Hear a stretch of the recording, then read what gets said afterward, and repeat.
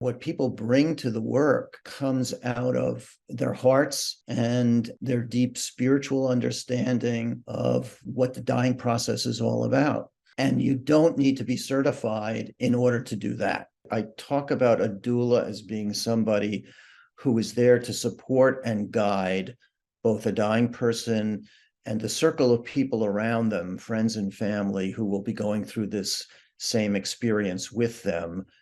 The doula's role is to support and guide them in whatever ways make sense for the circumstances, for the people involved, and according to who they are, what speaks to them, and how they can be most benefited and helped.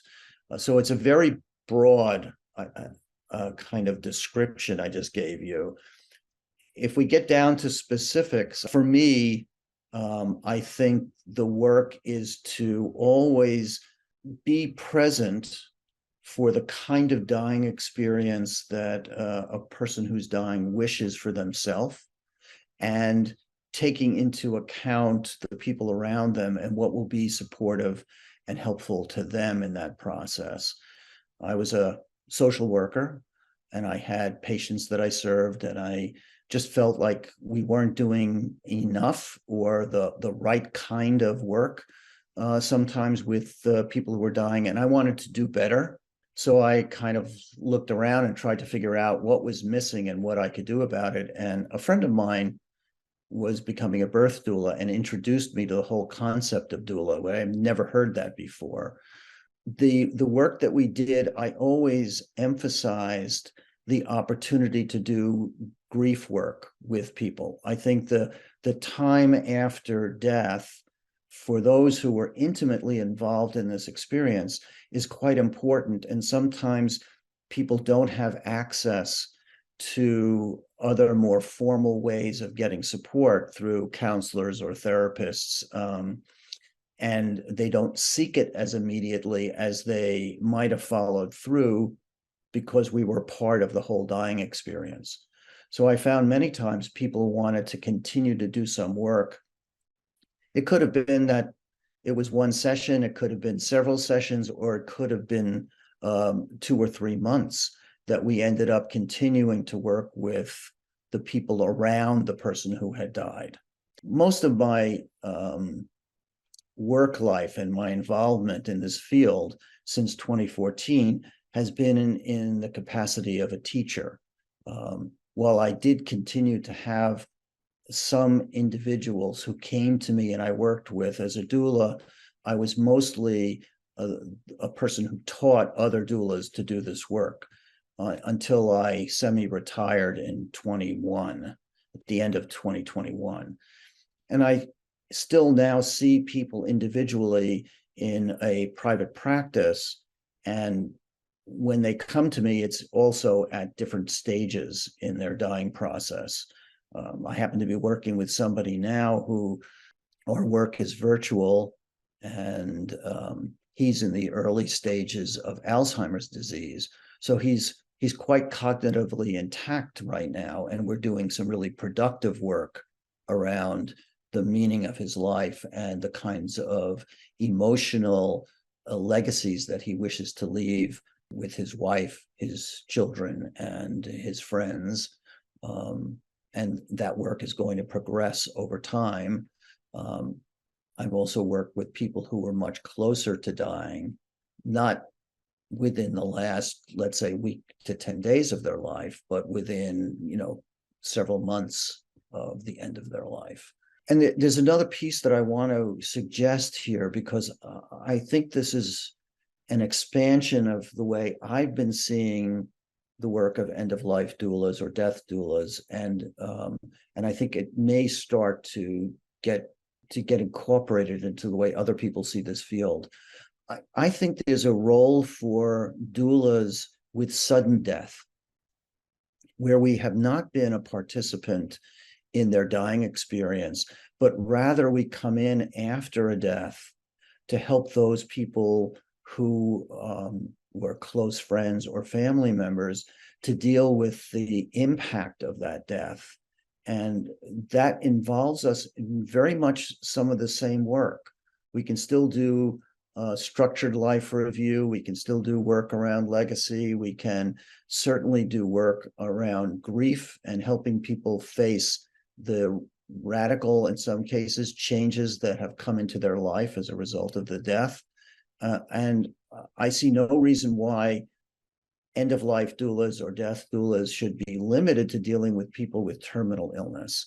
I think there's a real role for helping people with the same techniques and tools that we use in a disease process to help loved ones after a person has died. And I'm hoping that the field starts to incorporate that aspect of our work as well. Do you think people can act as doulas without formal training? I truly believe that somebody can do the doula work without being quote unquote certified. After all, that's really my story and the story of all the doulas who have been, working early in the field. And I truly think that, what people bring to the work comes out of their hearts and out of their perhaps their deep spiritual understanding of what the dying process is all about. And you don't need to be certified in order to do that. And I think that's fundamental to what doulas bring, and the kind of presence they bring to this experience, the deep, mindful experience of presence that they bring to it. And holding space, I think, is very reflective of the heart of what doulas bring. And of course, you don't need to be certified to do that. And I know there are doulas who feel that even attempting to bring certification into the field or to formalize some kind of boundaries or structure to what the doulas do will impede that natural, spontaneous, deep, spiritual, heart-based work that they do. A couple of things I can say to sort of, as a social worker, I had to go to school. I had to get a graduate degree. I got a master's in social work. And I can tell you, and I know this through my experience of being a social worker, just having the title of a LCSW, a licensed clinical social worker, doesn't make you good at what you do. It doesn't mean that you bring your heart and your depth into working with patients or clients. There are a lot of crappy social workers who have a degree, and there are a lot of people who I think probably have the ability to really be present for somebody who's groping to become themselves that may not have gone for a master's degree. So, I think this is true in any field. Certification doesn't guarantee that somebody is going to be excellent or do a good job. And there are plenty of people who make it through their graduate program without really deeply engaging in what this is all about. Hospices were not as formalized as they are today. And in fact, the field, I think, has become overly medicalized. Hospices have become overly medicalized. And I think that's to the detriment of the people they serve. And I also think, I see the field going in the direction of being dominated. It is already dominated by for-profit hospice, which I think has a very different orientation to the way it does its business than to the spirit of volunteerism and that was originally the impetus for the hospice development. And so I'm concerned about, can doulas in some way get incorporated to hospice in a way that doesn't stifle what they can bring to the plate?